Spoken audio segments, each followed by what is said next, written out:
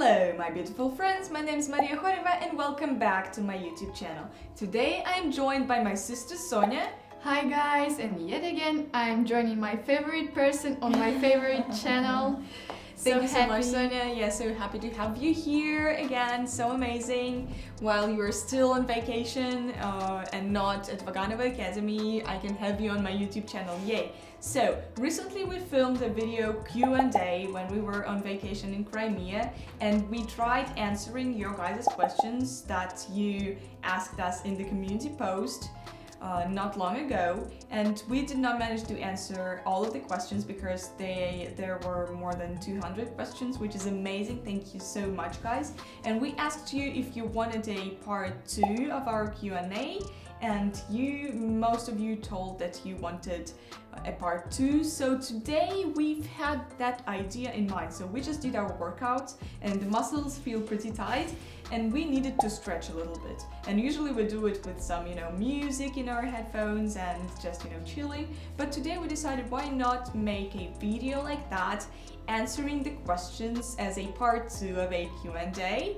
And doing our favorite stretches along the way, just relaxing and unwinding after a hard day of workouts and ballet classes. So yeah, that's kind of an idea. Hopefully it will be interesting for you guys. And yeah, again, thank you so much for for asking your amazing questions, and we'll try to answer some of them in this video as well. So yeah, I'm gonna open my phone. And yeah, so first maybe like the split stretch, just the normal one for releasing the hips tension. So you, Sonia, also introduce some of your favorite stretches if you want to, give some of the stretching ideas while I search for the questions to answer. Yeah, so, this stretch seems pretty comfortable, but one day I fell asleep in this pose and I couldn't walk for like a day because of my hips. Oh, that is dangerous actually, falling asleep in a split. Dangerous situation. So anyway, yeah, just releasing the hips, just going back and forth and just, going to one side and going to another side. And the first question is from Lala Ballerina, and she asks how you memorize combinations or repertoire fast. So actually the combinations is quite a huge problem for me. It's one of the most difficult tasks in ballet because it's tricky, isn't it? It's just tricky. It is. Yeah, and so for me personally, I just write down the steps. For the most difficult combinations and most difficult variations or duets especially. Duets are the hardest to memorize, and I just write down the steps. It's a long process actually because it takes for one piece. When I was learning After the Rain by Christopher Wilton, I learned it from the video and it took me 4 pages to write down all of the steps in this tiny writing, but it was really helpful and it made me learn the choreography faster. So I just take my time and write down the steps. I don't know. But what about you? Yeah, I've practiced writing down the steps and it helps a lot, but most of the times I'm too lazy, so I just when I learn the combination from the video, I just put it in front of the mirror, to not to do it from the right leg to the right side. And actually, that's an amazing life hack. Yeah, I go to the studio and watching the video this. That's a great life hack. So the next question is from Christina Sferpulo. I would like to ask you, how do you cope with injuries? Are they common for professional ballet dancers? Are they also mentally challenging? So yeah, injuries are, of course, first they are common for a ballet dancer, and of course they are devastating. Butterfly? Let's do a butterfly. Yeah, let's do a butterfly. Yeah, the favorite stretch. So yeah, the injuries are a part of a ballet dancer's life, and they happen. And as all of the things in life, I've come to a conclusion that it's better to accept bad things. And injuries, of course, you have to seek for good professional help from doctors and for good advice from your fellow dancers from the ballet world, how to cope with it and how to get back in shape properly after healing the injury, because all of the healing takes a lot of time and you have to, the most important thing to do is to get back in shape in a proper way, to train all of the muscles to help the injured part of your body to recover and to get back in shape. So you have to do it very, very carefully. But the other thing, while you wait for the body to heal,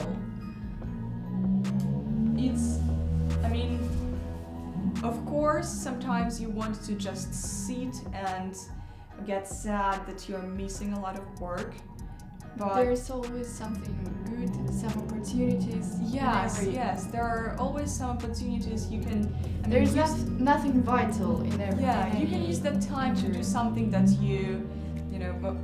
sorry for that loud sound. Hopefully it's okay for you guys. So you can use that time to do something outside of ballet, or to watch more ballet videos, or to learn like variations, or learn some ballets, or just for theoretical work.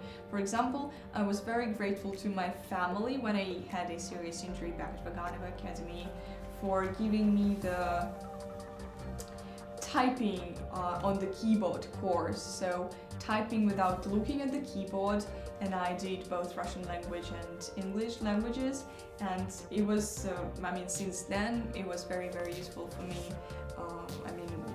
Writing the book was much easier, typing the book because it's faster to type that way. So I was lucky to have my family to support me and to give me the right thing to do while I was not able to dance. I remember when you went through that course of typing, you were like a little savage about that, because you were talking to somebody and typing at the same time, and I was like, how are you doing that?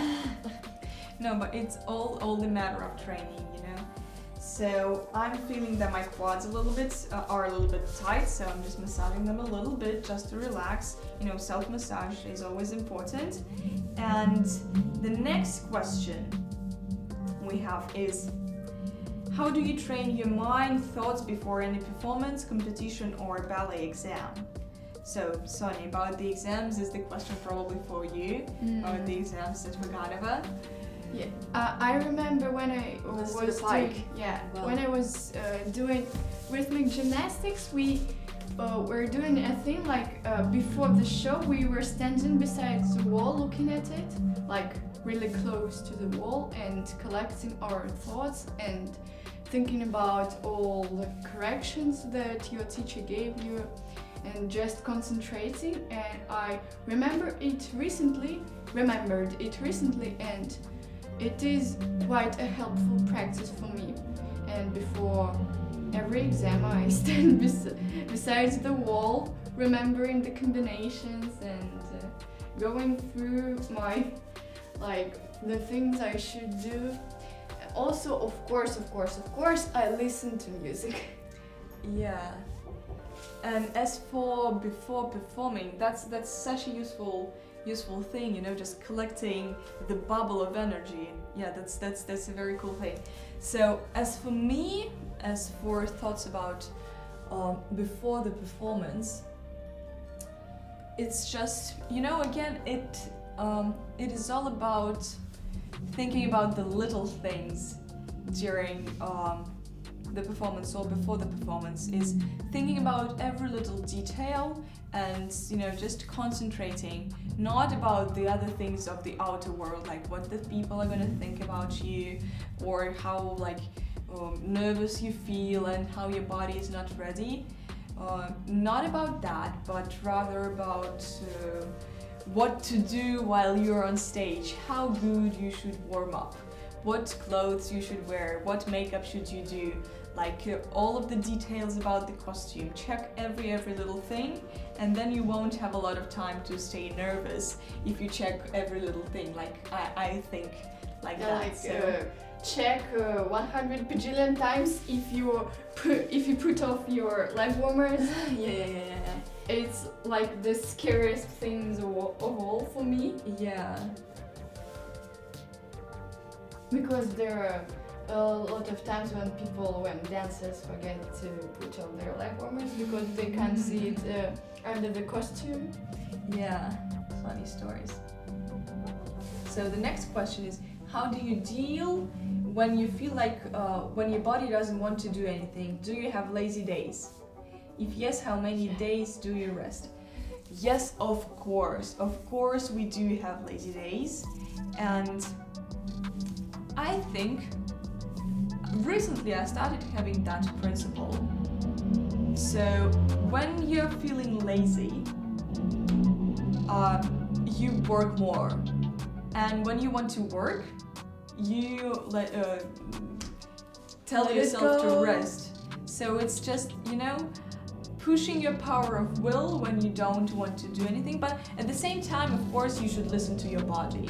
So I try differentiating between when my mind doesn't want to work and when my body doesn't want to work. So for example, if I'm tired and if my body says no, not today, so then I try resting, and usually one day is enough for me. One day of very, very calm, just like lying most of the time, just maybe walking around, maybe just sitting, reading a book or something, just unwinding and just taking care of my body, maybe doing massage or maybe doing a bath or sauna, something just like this, and stretching, of course.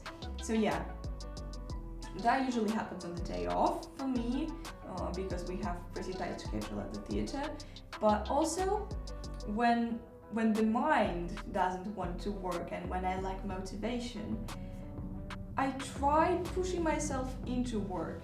And sometimes, starting to work pushes your motivation for some reason. I don't know about you, Sonia, but it's like, the opposites. So if you're feeling lazy, if you know that it's laziness, it's not that you're tired, but you're lazy, then I try pushing myself, and that helps because you start working, you start doing that ballet class, you start doing these exercises, you get the enthusiasm going, it all, and then the best feeling in the world is the rewarding feeling of finishing the work after feeling lazy, and making yourself do that. It's just the most amazing feeling in the world. So that's for me. What about you, Sonia?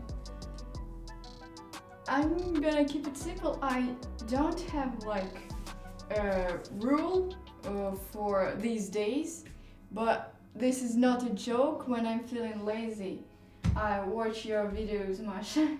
I don't know if you know this or not, but I watch your videos, I watch videos of other amazing dancers, and they motivate me a lot because I know they worked hard, even if they say that they didn't, they all worked really hard. So yeah, I love watching videos like that, and once again, listen to the music. So yeah, thank you so much, Sonia. It was so sweet of you. So let's get into the next question from Selin Kuzati. I have a question about your professional life. How do you balance these? How do you manage all things?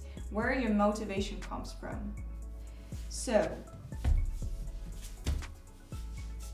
I don't feel like I'm managing all the things, to be honest, because so I'm gonna do this, my very, very favorite stretch. This is so good for releasing the tight butt muscles. Really, really amazing one. So yeah, I make a plan for like a month, or I make a plan for a day, and then I do like three tasks out of like 15. Yeah, that's depressing, but relatable. Yeah, so, but recently I've come to a conclusion that it's okay to not be like incredibly effective, and I'd rather sit and think about like the artistic approach to the role, or analyze my dancing, or just just think about anything really and let the thoughts flow, because it's important for a ballet dancer to think a lot, I think. I think it's important to think a lot. So yeah, this non-stopping thought process, thinking process, is really gonna, give you the way and give you the understanding eventually, I think, I hope. So yeah, so sometimes it's good to just sit, just stop that rush and just realize what you need the most and make the realistic plans, and not trying to be like absolutely effective for the outer world, but just make everything with good quality. That's what I think is the most important, to make every task with the best possible quality, and in ballet it's very important for me, at least. So that's a good approach. But also we don't have to be very effective on our own and make a lot of plans for ourselves, because we have schedules both at Vaganova and at the Mariinsky. Luckily. Yeah, luckily. Some people make the schedules for us. So yeah. So schedule is a saving thing in that case. Even though we complain about that a lot. Yeah. No, but I love schedules, to be honest. So Chiara Genovese asks, which are the points you would like to improve today as a professional ballet dancer? So, what about you? Turnout. Yeah, turnout. Period. Please, turnout. Period. Caps lock, Yeah. please. Capital, yeah. Turnout, period. No, we joke about turnout a lot in our family and between us, because turnout is key in ballet. It's really key, and when you use that turnout, I look at the dancers at like Sylvie Guillaume, Marianela Nunez, and all of the beautiful professional ballet dancers, and they are just using that turnout. They're just using the turnout muscles to really control the body. And you see the arabesque, you see the heel forward, and it really speaks that they've been working on turnout so much. So yeah, turnout is a constant thing to keep working on and keep improving, because turnout, I think turnout is not only about keeping the heel front and giving your dance a beautiful form, but it's more so about the stability. I think the balance depends on turnout. The technique, the pirouettes depends, how clean your technique is also depends on turnout. So yeah, it's one of the most important things. But also, I think what's really important and what needs to be worked on constantly is the artistry, of course. The artistry, the approach to the role, the stage presence, and the stories that you tell while you're dancing on stage. Right? Right. Yes, so let's get going with the questions.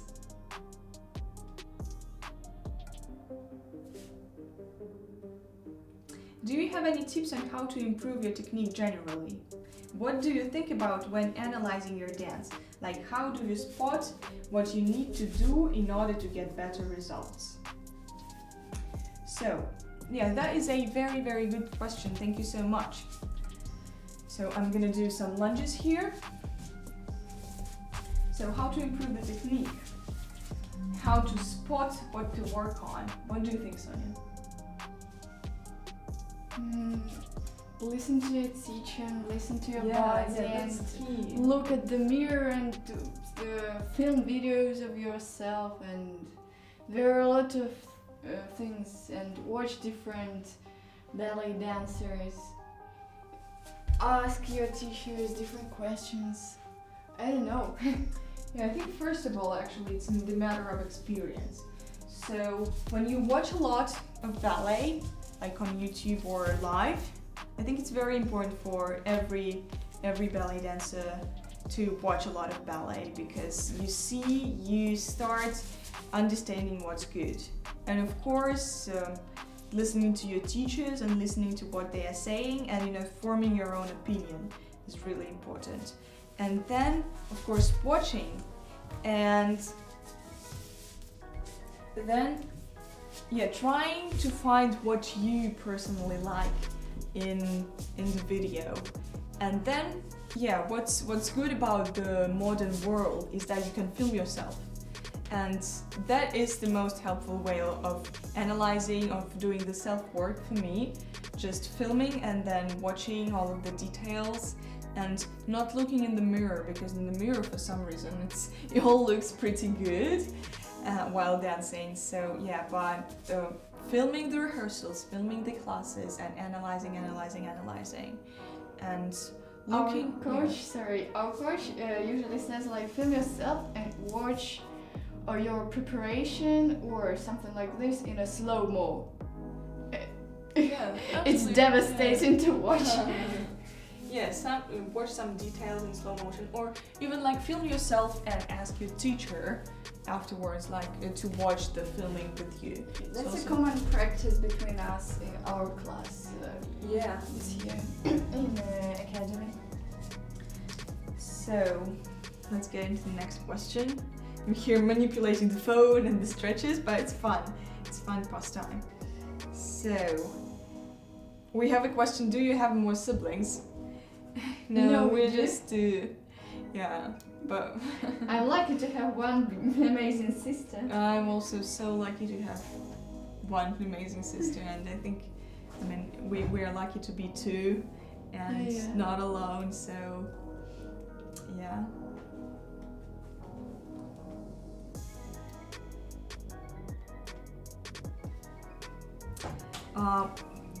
what is your favorite stage costume?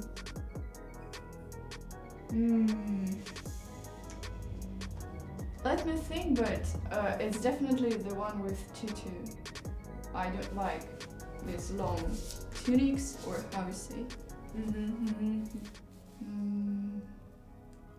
The long tunics. I really like the ones from Suit and Blanc. Yeah, the white, simple white tutures. tunics. Yeah. With a little like diamond here. It's beautiful and simple. So now we're gonna answer some Russian questions. Ответим сейчас на несколько вопросов на русском языке.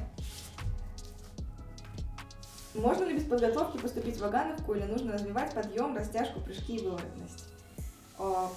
Теоретически можно поступить без подготовки. Да, можно. Должны быть. Нас поступали. Да, но можно и развивать, если хотите. Но так что нужно пробовать.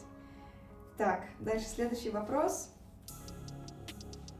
Анка спрашивает: Мария, что бы вы посоветовали делать людям, которые не любят двигаться, хотя известно, что надо? Вот кто-то родился таким живчиком, а кто-то нет. И вроде постоянно себя заставлять не очень хорошо, но что делать? Спасибо большое за интересный вопрос. Если не хочется двигаться, мне кажется, что и не нужно этого делать, потому что, у каждого свои потребности есть. Но я знаю, что все время, конечно, лежать на диване не нужно, но достаточно просто гулять, наверное, по 15 минут в день. Больше и не надо, но если есть потребность двигаться, то ее, конечно, нужно удовлетворять, но есть много других чудесных занятий, которые не подразумевают движение, так что, в принципе, если не хочется, так и зачем себя заставлять, это не обязательно совершенно, мне кажется. Гномик-домик спрашивает, остаются ли в балете менее одаренные, но трудолюбивые люди? Конечно, таких примеров множество великое, и мне кажется, таких людей в балете даже больше уважают. Больше уважают, да, их реально очень много, потому что, за счет труда действительно можно сделать очень многое, и тому примером очень многие известные балерины, да, совершенно, абсолютно точно. Вот. Посмотрим еще вопросы.